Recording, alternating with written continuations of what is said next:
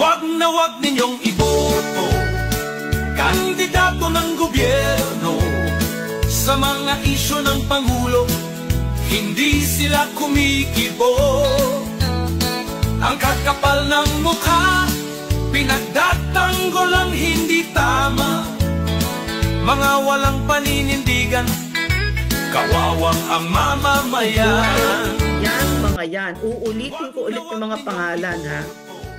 Huwag nyo nang iboto si Paduano, si Pimentel, si Suarez, si Ako, Barbers, Abante, Asidre, Congon, Romualdez, Luistro, Ortega, yung sa One Rider, si Libanan, si Marcos. Naku, nakalimutan ko pa si Chua. Huwag nyo iboto yung mga yan.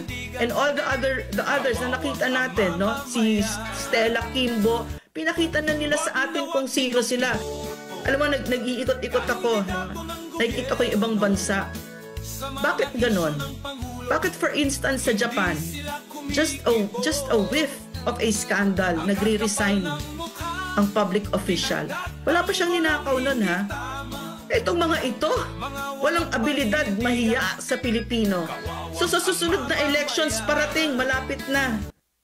Huwag nyo nang iboto yung mga yan, mga abusado.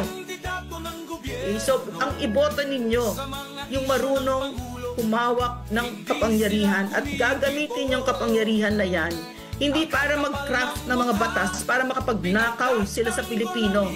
Yung mga certification by liquidation by certification, hindi na nahiya, di ba?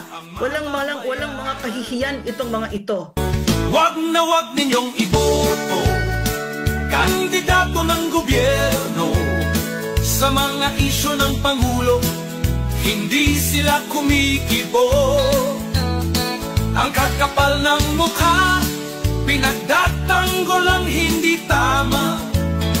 Mga walang paninindigan, kawawang ang mamamayan.